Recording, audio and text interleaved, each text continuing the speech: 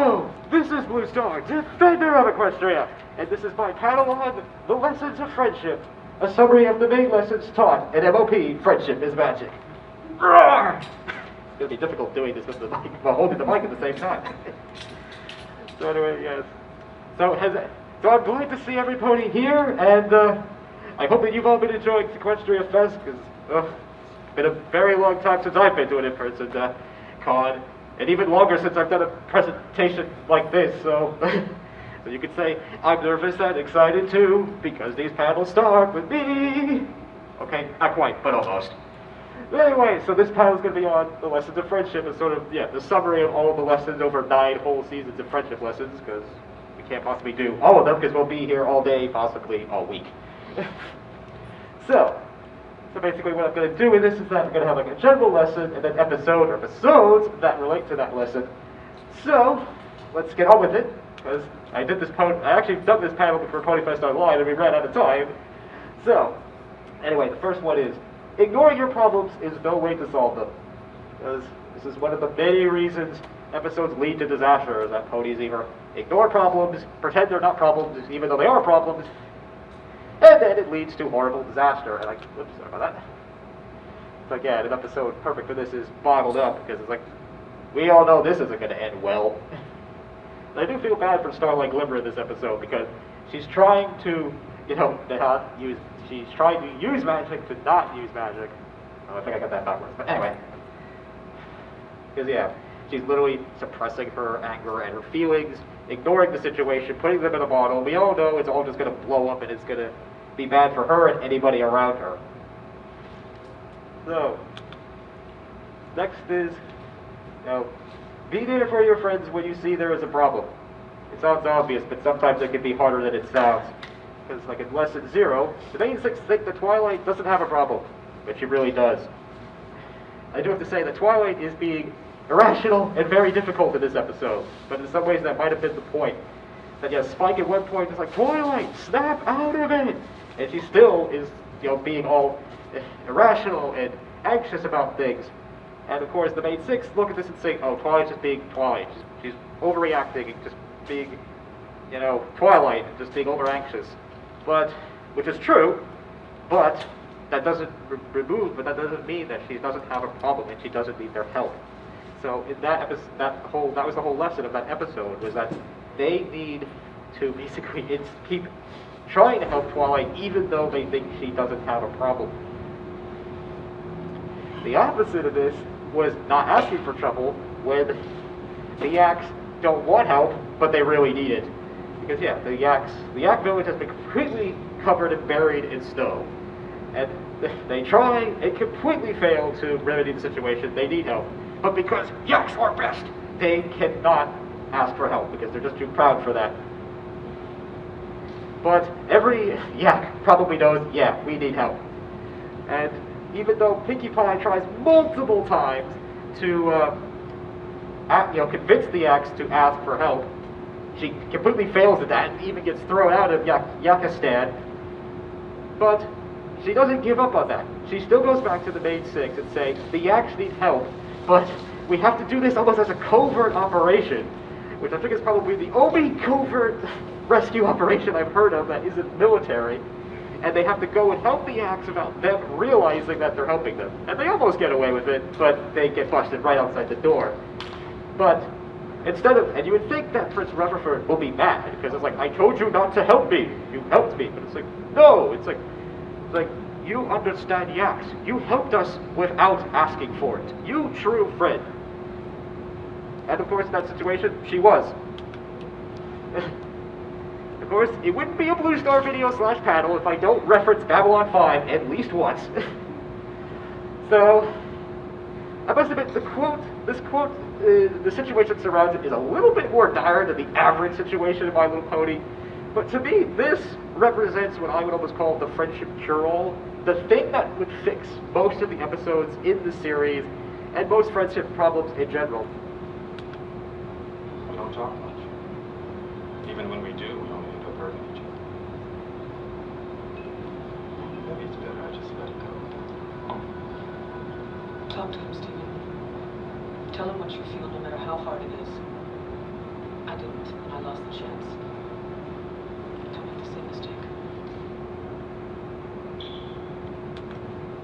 Yes, it's like, talk with them no matter how hard it is.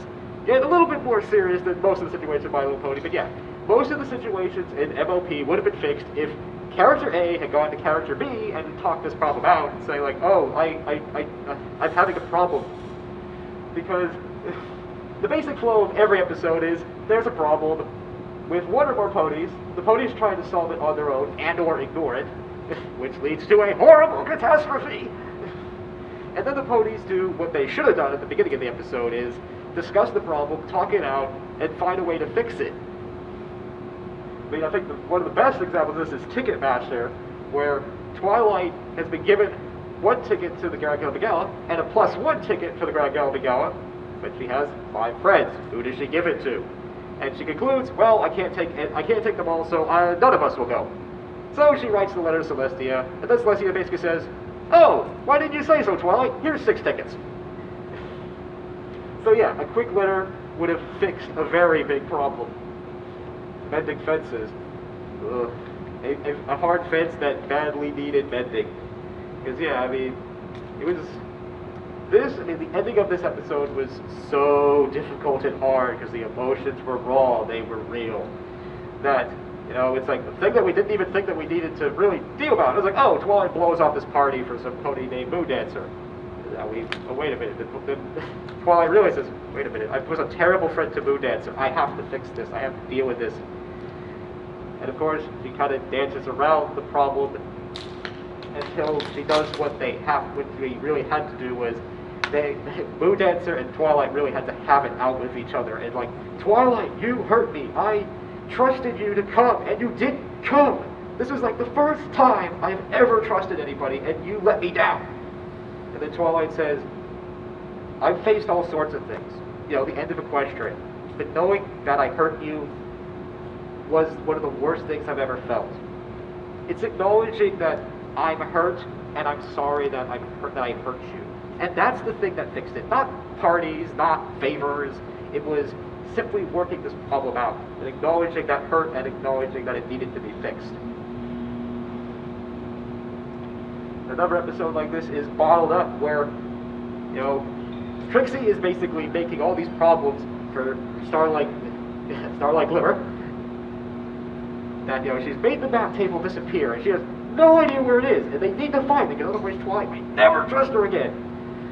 And Trixie's just completely blowing her off. It's like, oh, don't worry, it'll be fine. It's not a big deal. It's not a problem. And, of course, Starlight Glimmer is really angry about that, and she wants to unload on Trixie, but she doesn't want to because she's afraid that if she does, she's going to lose that friend. And as she's already lost friends, she knows how hard and difficult that is. But, again, so she tries to bottle up these emotions, pretend they're not there, and it all just blows up in her face and everybody around her. And it leads to a horrible disaster, but doing the hard thing of, talking this out with Trixie and saying, this is this is a big deal, this means a lot to me, and, I'm really mad at you. As hard as that would have been, it would have prevented this disaster that involved 3 ponies that had nothing to do with this. So yes, it's like, so talk with them no matter how hard it is, and it may be hard, but it might avoid an even bigger disaster and possibly even a harder conversation. Don't use magic to solve your problems. Obviously, magic does not exist in our world, but I do feel like it could, that magic could be substituted for something else. I'm not exactly sure what, maybe alcohol, drugs, or, as somebody once said in another series, shortcuts lead to dead ends, my son. And yeah, like the quick fix, the thing that's like, oh, you think this is going to fix it? It's going to, oh, I do this, it'll be quick, it'll be done, it'll be over with. No, those usually lead to disaster. Like, every little thing she does.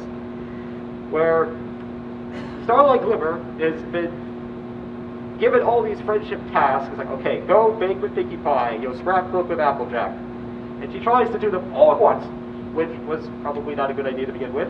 Whoops. Sorry. I think I'm going to put this down now. It's like, yeah, and because she has no experience with any of these things, she's really anxious and afraid about it, and she resorts to the quick fix of taking control. It's like, I don't know how to bake, but I do know magic. So, So yeah, so instead of, she does exactly the opposite of what she's supposed to do here. Instead of, she's taking control, direct control of the main six, so she can control the situation, which she should be releasing that control and sort of like trusting these ponies and just being friends with them and just bond with them. Because yeah, she also falls into the trap of, it's about this event, it's about this task. No, it's not about this task, it's about spending time with these ponies and getting to know them better by doing something that they enjoy. And of course, after taking direct control of the main six, obviously everything leads to horrible disaster and led to a much bigger problem. So, yeah, shortcuts lead to dead ends. Yes. It's like the elements of moderation. It's like even the elements of harmony need moderation. It's like things like honesty, kindness. You can't be these things all the time. Like Honest Apple. She was way too honest at this point. And as a maker, this episode infuriates me because it's like, you just destroyed hours of work. Let me introduce you to Mr. Fisty Wist. It's like, yeah, that episode to me feels like it was almost about the way that we're on like the internet and like we treat each other, because the internet enables us to just be brutally honest to people and then walk away. And we shouldn't do that. We should be concerned about how other people feel. And that's exactly what Applejack does not do in this episode. She's told, be honest. But she goes way too far. And it's just completely, beating on these ponies. And she only realizes her mistake when basically another pony does what she's been doing to her. And she's like, oh. So yeah, it's like, honesty needs to be, tempered once in a while. And as she does later in the episode. The interesting thing with that was that she doesn't change her opinion. She's just saying, well, I don't, she doesn't say, well, I still don't think, I think fashion is stupid. She's saying, well, there's a lot I don't understand about it, but I understand that it's important to you. Which is the right way.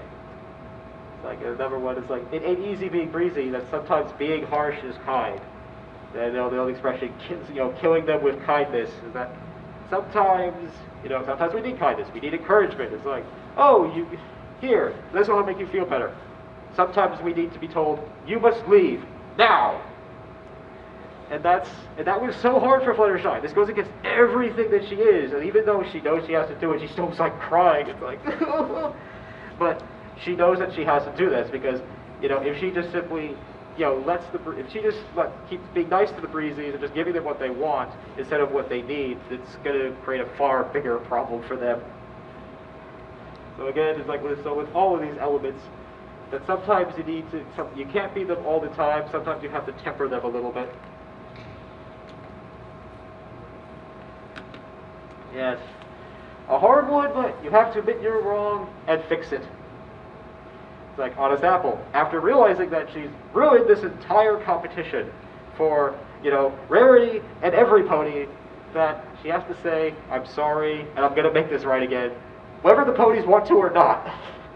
She literally goes and lassos the other ponies and drags them back to the contest so that she can tell them that I'm sorry and that I want this contest to keep going forward, and works very hard herself to make it happen. And the mending fences, where Twilight, when she realizes this, that, oh, I hurt Moonman Dancer, I was a terrible friend, I have to fix this now. Not next week, not tomorrow, right now. Spike, pack a bag, we're leaving right now. And that was, in some ways, good. I mean, yes, daring done. A mess that was finally cleaned up. It's like, yeah, daring do is like the amazing adventure pony that she is. Unfortunately, like most action heroes, leaves a lot of collateral damage in her wake. And, of course, when you're off saving the world, it's easy to forget that, oh, that apple cart, it belonged to somebody. Oh, that statue, I bet you it's important to the people of this town. Oh. But, at first she doesn't realize that, but eventually she finally does realize it, and when she does, it's like she finally goes and, makes all those things right again, that she goes and, gets a new statue, fixes all the stuff, goes and pays her hotel bill, because even an action hero has to go pay their bills and make things right again. Again, another one that's difficult but still important is like trying to understand how the other pony feels. As a computer programmer, the best way to fix a problem is to understand what it is and what's causing it. Because you can try all these things or think, wait, okay, it's that I think is wrong. But then when you really look at it, it's like, no, it's that that's causing this problem. It's that I need to go fix. Again, easier said than done, but sometimes vital. Like, again, in lesson 0, the main 6 completely ignore Twilight's anxieties because she thinks that Twilight's just being Twilight. She's being crazy and it's just going off the deep end over nothing. And, okay, we tried to help her, but we can't. So, but if they understand where Twilight's coming from, it's like, yes, Twilight is going way over the deep end. She's being way over anxious about these things, but these anxieties and fears are coming from a real place. Because the root anxiety is that Twilight is afraid of letting down Princess Celestia, who's not only her mentor, but is also the ruler of Equestria. If Celestia wanted to, she could do some very bad things to Twilight. But of course, we all know that Celestia doesn't operate that way, but when you're anxious and afraid, nobody ever said that, anxiety and fear are rational. So Twilight may be overreacting, but those fears are coming from a real place. And if the main 6 had understand that, maybe they would have tried harder to try to help her. Which is why the best gift ever, as Silverquill pointed out, was almost, showed the growth of the main 6 from being in lesson 0 to ignoring Twilight's feeling to realizing that Twilight is freaking out and she needs help. Like Applejack goes, "How's Twilight? Hi Twilight, how's your day?" Just simply acknowledging, "Twilight, how are you doing? I think you're in trouble. Can I help you?" in some ways is what that says. So understanding what the problem is usually a very vital way of fixing this problem. Trust your friends / don't go it alone. It's like, we all need help sometimes. But fortunately, your friends can help, especially in the case of the main 6. Like in Applebuck season, Applejack tries to harvest the entire orchard field by herself because Big Mac is injured. And I love Big Mac's speech, which I think was his very first in the series. It's like, "But still just one pony, and one pony times hundreds of apple trees just don't add up." And of course, it doesn't. It's like, it's physically impossible for Applejack to buck all these trees. She'll be doing this for weeks. And she does this to the point of complete and utter exhaustion. It's like, if I was this messed up, I would not be going to work as well. But fortunately, because all that Applejack had to do is ask the main 6 for help. But of course, she's prideful and she wants to, do it for the family and all that stuff. She doesn't, but all she has to do is ask these ponies to help her, and they were more than willing to help her, and that's the only way that she was able to harvest all these apples.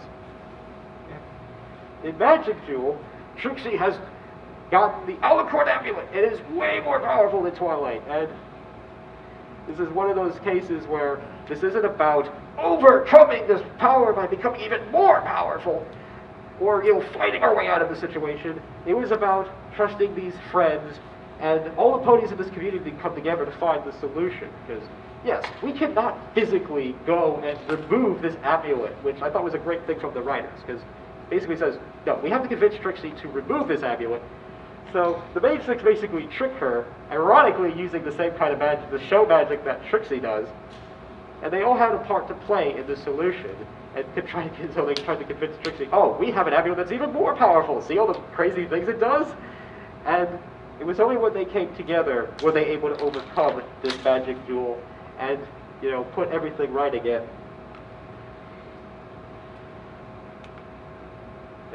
Be yourself or else. Because it's hard to say anything. Big Mac is trying to impress Sugar Belle, and unfortunately listens to the Cutie Pie Crusaders, who were convinced that, oh, you do all these fairy tale things and all that stuff, that, oh, she's going to fall for it, and she's going to love you, it's going to be great. Of course, that's not what happens, of course, is that, it's like, because Sugar Belle doesn't care about any of that stuff. She doesn't care about these grand gestures, and as Big Mac says later on, it's like, she's not a fairy tale princess. I forget exactly the rest of the things that she said, but yeah, Big Mac realizes that he needs to be, you know, what he doesn't need to be a fairy tale prince. He needs to be Big Mac, and he also needs to think about what does Sugar Belle care about. And it's like, here, dear, I made you a display case. This is hardly a, you know, a gesture that would be shown in like a Hollywood romance movie, but this means the world to Sugar Belle, because it's like, now I can make so many more pies, treats, this is great. And that's what wins her over, because it says, you understand me, and you care about me, you know, and that means way more than all these grand gestures, which in a lot of ways don't mean anything, because they're not coming from Big Mac or what Sugar Belle wants.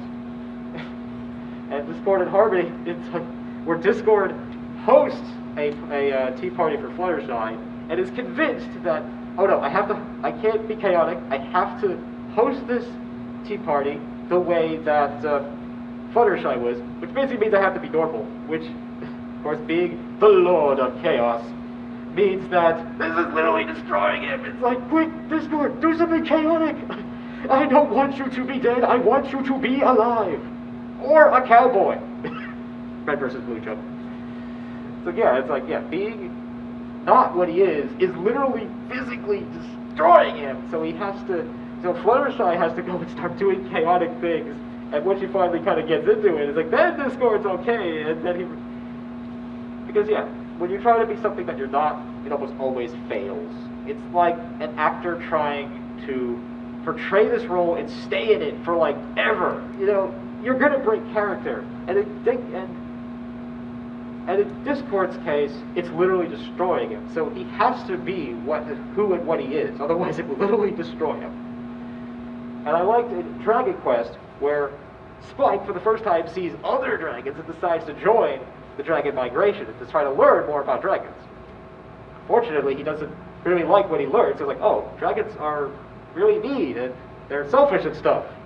And at one point, one of the dragons are like, okay, take this egg and smash it. It's like, what? I don't want to do that. I remember when I was a helpless egg. Why would I want to do that? And he decides, this isn't who I want to be. He could decide, I am a dragon. This is what I must do. But no, he decides, no, this is not who I am. This is not who I want to be. And I like this point of, your past does not determine your future. You do. That you choose who you want to be. So yes. Yeah. And I do like this point as well. As I like the show is that there's all these lessons that are about, in some ways I think, service. You know, like the princesses are about service. The main six are about service. But this line is sort of taken from Once Upon a Zeppelin. Duty first! But you also have a duty to yourself. Because the actual line is, as a princess, you will always have responsibilities, but you also have a responsibility to yourself. Because, as I said in one of my fan fiction for Blue Star, that his father says to him, resting is just as important as working hard, because without it, there's nothing left to fight with.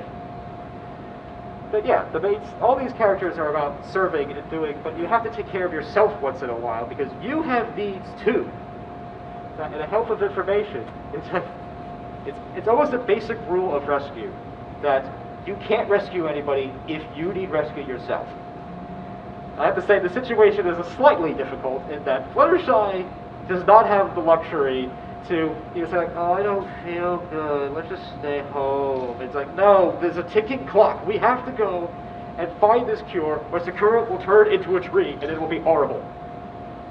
But at the same time, she's pushing herself so hard. She's like not eating, she's not sleeping. It's like even Twilight saying, we've been at this research for hours. We should go to sleep and take a break. I mean, when has Twilight ever said that? But yes, but we all have our limits, and it's like we're good. And again, as a programmer, I know that sometimes you need to step away from a problem and get some sleep, because otherwise you're no good to anybody exhausted and not being able to focus properly. And then Fluttershy just pushes herself way too hard, to the point where she's unconscious for 3 whole days. To me, that's kind of terrifying. It's like, imagine passing out, and then you wake up and somebody tells you, oh, it's 3 days later. You're like, whoa, gosh. And of course, that could have been very bad, because what if it had been like 5 days, and then we would have woken up and told, it's like, we're sorry, we're too late, Sakura's been turned into a tree. And yes, there's a ticking clock, but at the same time, if Fluttershy had rested for even an hour, let's say, well, maybe that would have prevented her from like completely passing out, and she would have been able to help, Sakura and all that. Or to slightly borrow a line from one of the Call of Duty games, "You're no good to me, dead, unconscious." So yeah, and once upon a Zeppelin, like, the royal family are all on vacation on a Zeppelin, and unfortunately they've been unwittingly not knowing that, oh, it's basically a princess convention and they're like the stars, and they have to, in some ways, entertain all these ponies, and it's difficult, because obviously they're here for a relaxing time, and all these ponies initially are very demanding. They want attention, they want all these things.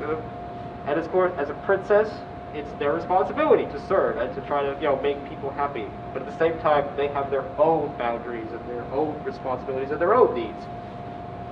I love that, in some ways, the thing I love about Cadence always understands first. In this case, because she's already been through this. She has a kid, and she says, when I had Flurry Heart, the line is a lot easier to see. Because when you have a huge responsibility like taking care of a child, you can see where those boundaries are. What are the things that are the most important? What are the things that, I need to, push away and say, okay, I'm sorry, I can't do all that, I have to do this. And as a YouTuber, I kind of understand this, because people want you to do all these videos and all this stuff, and it's like, I physically can't do everything. Sometimes you have to say no, or, okay, maybe I can do that, but then it'll take up all my time, and I won't have time to do anything else. So, that's why I like these lessons, because as much as the show is trying to promote friendship, service, and all these sorts of things, it's also saying from time to time that sometimes you have to have your own, you have to take care of yourself and have your own boundaries. That Twilight wanted to do just one thing on this cruise. Because of all these other activities, she couldn't do them. And she was very upset about that. And even though there's times where she's like trying to go, okay, it's fine. As Cadence goes to her, she says, Twilight, and I always feel like the line was like, Twilight, it's not okay. Clearly what you wanted mattered. And it did. And that, this whole thing is in some ways like these ponies are pushing too close. It's like that pony that was inserted temporarily into her family is literally standing too close, and to the point where she actually backs up and she needs to set those boundaries. They're pushing, she needs to learn to push back a little bit. She doesn't need to say no, she needs to say, okay, that's too close. And it's a difficult thing, but something that I'm glad they decided to do. The student council, Starlight Glimmer, inadvertently develops the beeper and immediately regrets it. Because, like the beeper, the cell phones, they basically give 24/7 access to you all the time. And of course, we can't do that. We need to learn to basically set like those do not disturb times. And if necessary, there's a little button that says off. Sometimes we need to push that a little bit more often. Because it's like, this episode starts off with, Trixie and Starlight Glimmer are having a tea party out in the field in Ponyville. It's like, beep, beep, beep, beep. Right, I'll be right back, goodbye. Sorry, we were saying, after 4 or 5 times of this, it's pretty clear that this is not going to end well. Because, that Starlight Glimmer, trying to help, is basically given complete access to, to the students of her all the time. And they're totally abusing it, even though they don't need to. Like, Silver Street is asking her of all these questions that are frankly not that important. And so Starlight Glimmer had to learn 2 things, that she needed to learn to set boundaries, like, okay, I'm going to be available from this time, but also that sometimes I have to tell ponies, I think you can handle this on your own, because it's like, you know what, there's a whole line of ponies outside that maybe they have really important problems that I really need to talk to about. And again, that can be difficult, because you want to help everyone, but sometimes you can't, like, okay, I can't, this pony has a much bigger problem, I have to help him. I'm sure you can find a synonym for these things, but that pony really has a problem. I really need to put my time there.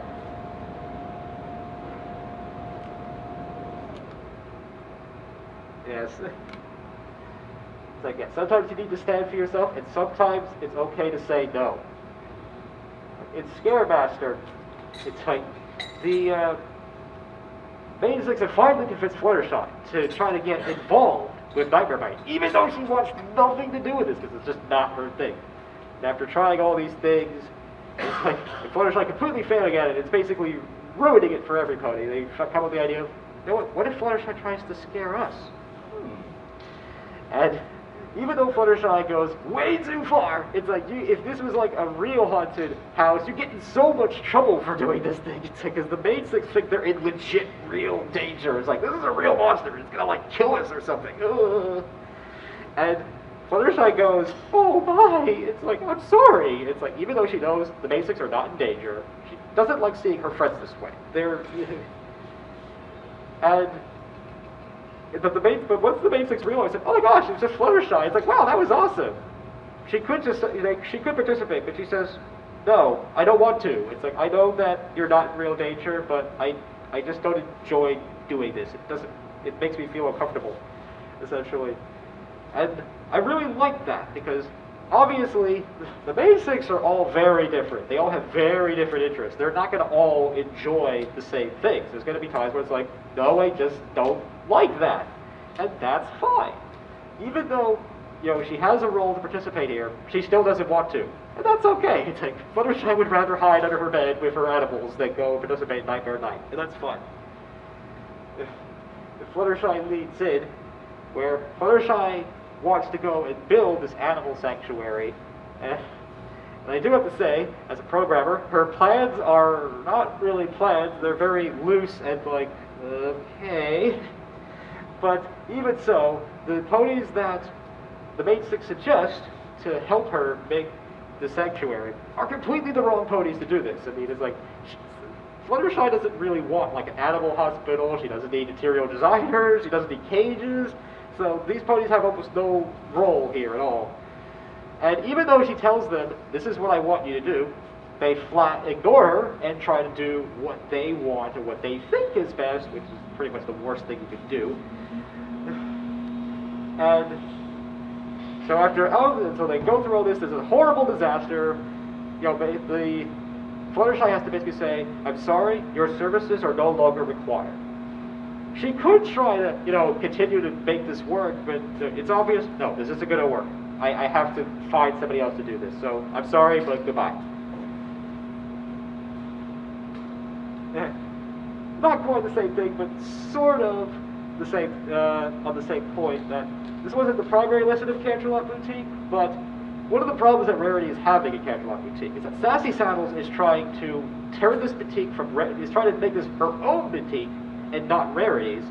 And Rarity has to remember, she's the boss. What she says goes. It's like I don't care what your research or when your research says, this is the way I want to do this. This is the way I want to run this business. So yeah, so she has to push back against Sassy Saddles a little bit. And yeah, it didn't really happen that way, but that was in some ways kind of what she should have done. Yes, and the cart before the ponies, and/or the Last Crusade, the Cutie Bar Crusaders basically have to stand up to the adults, which as a child can be difficult, because yeah, it's like the cart before the ponies. Like, well, they're the adults. They've done this before. They know what they're doing, right? It's like, no. Because the cart before the ponies, the main six, are essentially trying to take over. This is no longer about, it's supposed to be about the Cutie Bar Crusaders and the kids, but now it's about the adults and what they want. And they really needed to say earlier that, it's like, these aren't your cards! It's like, this was about them. But they simply had to push back against it. But as a child, that could be hard. Again, the Last Crusade was especially hard, and I have to say this is a difficult situation, because often, it's like, most kids his age are not going to be like, oh, we want to move away. That'd be great. They're like, no, I don't want to move away. It's like my friends are all here, and you know, I liked how this episode sold this as not, oh, it's just that they're friends. They can't move away because you know, in the real world, there's a lot of different reasons why why people move away, and you can't just say, well, I don't want the kids to leave their friends. Like sadly that's not enough. But here it's more about the Cutie Mark Crusaders are basically a trio. This is their destiny, their mission in life, to work together to help other ponies. This is not just simply that they're friends, this is what they're supposed to do in life. And they had to, with the help of all the ponies they've helped, convince their parents that you have to leave because your job is important, we have to stay because our job is very important, and we have to do it together. So yeah, they had to stand up against Lulu had to stand up against her own mother and father, which can be very difficult sometimes, but that's what she had to do.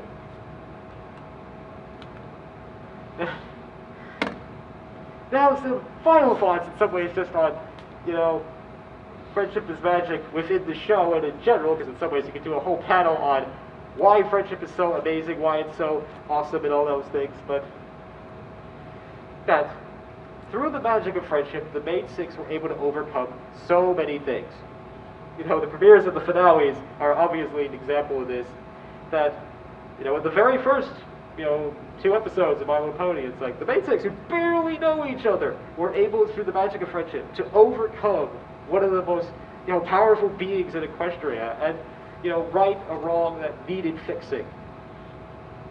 Because when we come together, there's nothing we can't do together. Okay, maybe not always, but it's like when the main six are acting as friends, they will prevail against any threat that they face. Fortunately, a little bit of Blue Star headcanon. Blue Star Luna, headcanon Luna once said to Blue Star, remember that the greatest power here is togetherness, love, community, friendship. As long as you have these things, you will prevail against any threat that you face. But when you fight alone, that's when failure comes. This is why the main six succeed and the villains fail. Because even at the very series finale, the villains are not really acting together. They're more like, it's in their best interest to work together for now. But now that they're in charge, I don't care about you. It's like, I want to take over. But the main six, when they're acting together, they always prevail. Because their friendship is stronger than any magic that the villains could throw at them. Because they're there for each other through the good and the bad. When one of the main six is having problems, the other main six are there to help them. Yes, and friendship, like any relationship, can be difficult sometimes. It's not always good. Sometimes you're going to fight. You're going to argue. There's going to be problems, sometimes difficult problems. But it is something that is always worth fighting for.